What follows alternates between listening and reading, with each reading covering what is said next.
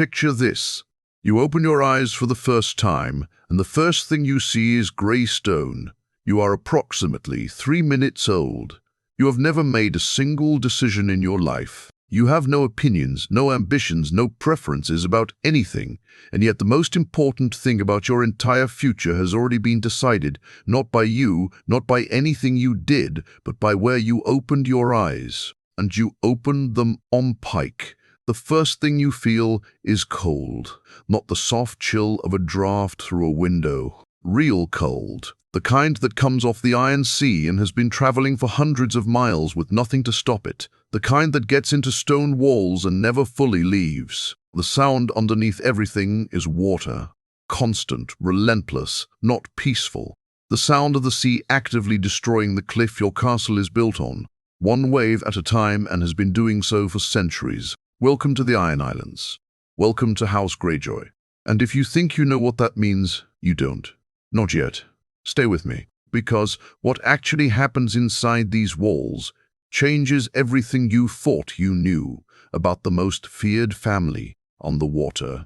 This is Bornas, where we put you inside the walls of Westeros's greatest houses and show you the truth that the history's buried. Subscribe now. You will not regret it. Here are the real numbers on where you just landed. The Iron Islands are 7 main islands: Pike, Great Wyke, Old Wyke, Harlaw, Saltcliffe, Black Tide, and Orkmont, sitting in the Sunset Sea off the west coast of Westeros. The soil across all 7 is described in the histories as thin, rocky, and largely unworkable.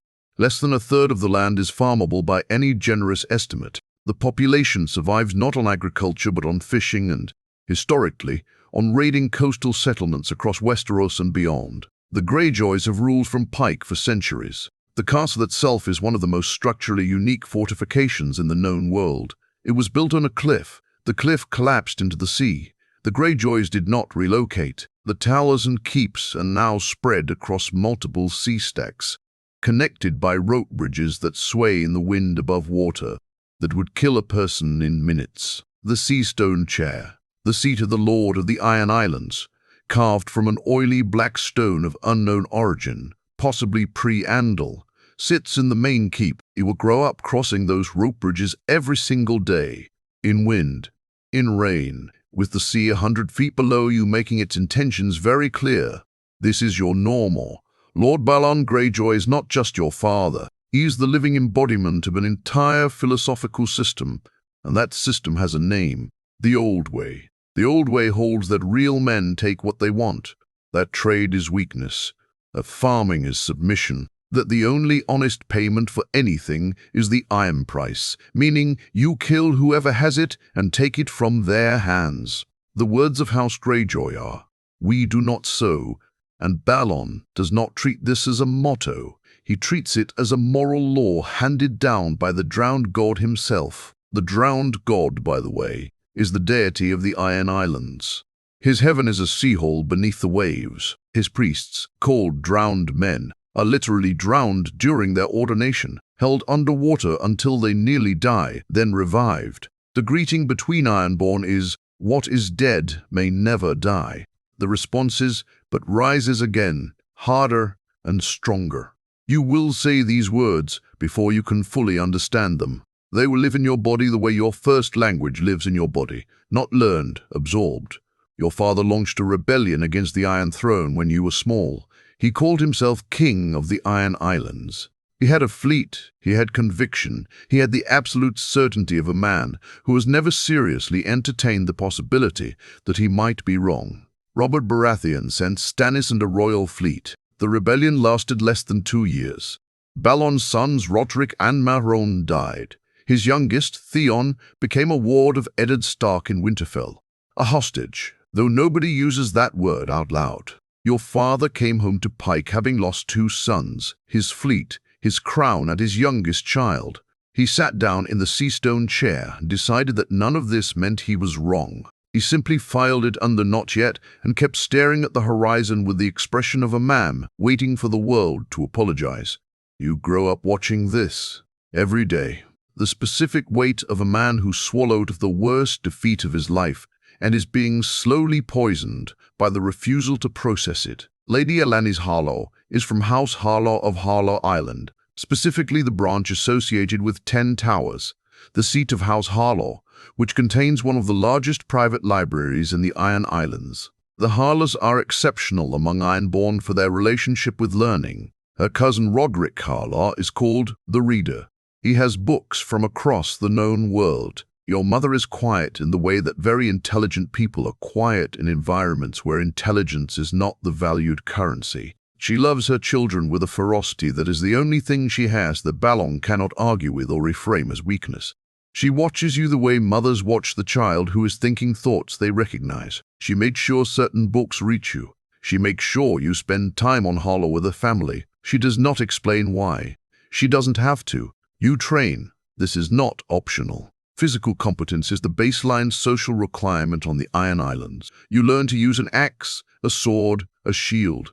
You get real at it, not the best in the islands, but genuinely capable, competent enough to be respected, disciplined enough not to make it your whole personality. And you learn to sail, not the way everyone learns to sail, as identity, as religion.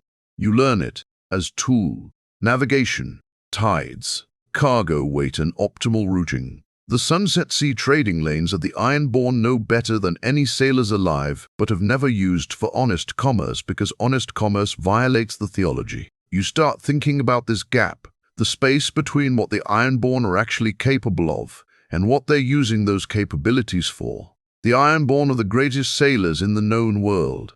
That is not myth. It is documented, recognized, acknowledged even by their enemies. Their longships are fast, maneuverable, and crewed by people who've been on open water since childhood. They can operate in weather conditions that would ground any other fleet. These are real, documented, enormously valuable skills, and the Iron Islands are using them to steal sheep from coastal villages. You are not the heir. Roderick and Maran are gone. Theon is in Winterfell learning to be a Stark. Your position in the line of succession is complicated, which means nobody is building a specific future for you, which means you have to build your own. You start quietly, not dramatically, not in the way stories describe characters deciding to change the world, in the way real change actually starts, with one conversation, then another, then a letter, then a reply. You correspond with your Harlow cousins. You ask questions about trade routes. You find a master of ships in King's Landing who is interested in talking about Ironborn maritime capabilities in a non-raiding context. You meet a Lycene merchant who has been looking for reliable open-water escorts for his trading fleet for years and can't find anyone willing to operate in the weather windows he needs. The Ironborn can operate in those weather windows in their sleep.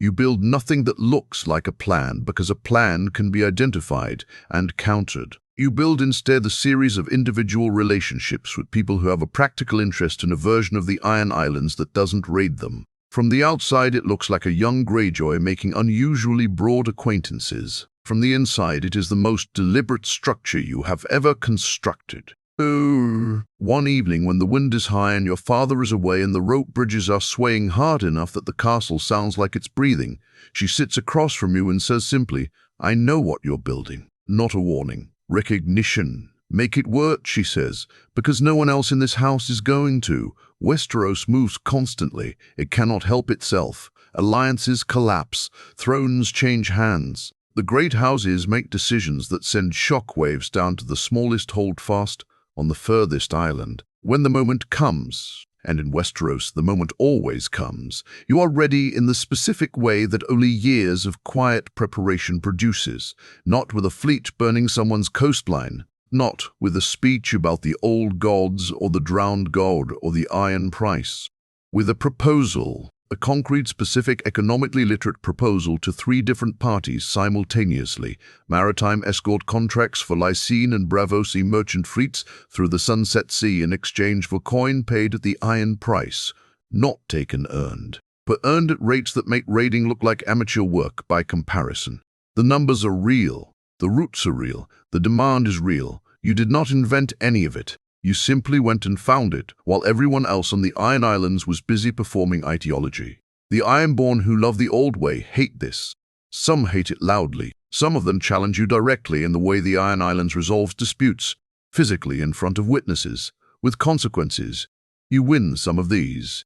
You lose one badly. You come back from the one you lose, and you do not change your position. This matters more than winning. On the Iron Islands, the willingness to get back up and hold your ground is worth more than the fight itself. You are standing on the shore at Pike. It is early morning. The sky is doing that thing it does over the Iron Sea where the clouds and the water are almost the same shade of grey, and the line between them is hard to find. The cold is real. It is always real here. Your ships are going out, not to raid, to work, to run escort routes through the Sunset Sea for merchants who pay in gold that is genuinely, actually yours. The crews are ironborn, your people. People who grew up on these same rocks, who learned to sail before they learned to read, who are the best open-water sailors alive. They are doing what they were always capable of doing. They are just doing it in a direction nobody pointed them before. The income from the first full season of contracts exceeds the projected take from 3 seasons of coastal raiding. Not because raiding is inefficient, it was actually quite efficient for a long time, but because the world changed, and the raiding grounds hardened, and the math shifted 20 years ago, and nobody on these islands was willing to look at the math. You looked at the math. Your mother is standing beside you. She doesn't say anything for a while. The waves are doing their thing to the cliff below. The waves are doing their thing to the cliff below. The rope bridges are moving gently. Your father, she says finally, believed the old gods gave the Ironborn the sea as a weapon. She watches the ships. I always thought, she says, they gave us the sea as a road. You look at her, the woman who put books in your hands before you knew why, who said make it work when everyone else was busy performing a past that was already gone. You were right, you say. She nods once. Then she goes back inside because it is cold and she has never pretended otherwise. You stay on the shore a little longer. The sea is still destroying the cliff. It has been destroying the cliff for 10,000 years and will keep doing it long after you, and every Greyjoy who comes after you is gone. You cannot stop it. You cannot negotiate with it. You cannot raid it, but you can use it. And that is the difference between a house that survives and a house that becomes something worth surviving for. That is what it means to be born a Greyjoy, and to decide that we do not so is not a sentence. It's a starting point. Subscribe to Borners right now, because next week we go inside a house that makes the Iron Islands look like a vacation. Every week, a different family. Every week, the truth behind the walls. You do not want to miss what's coming. Born.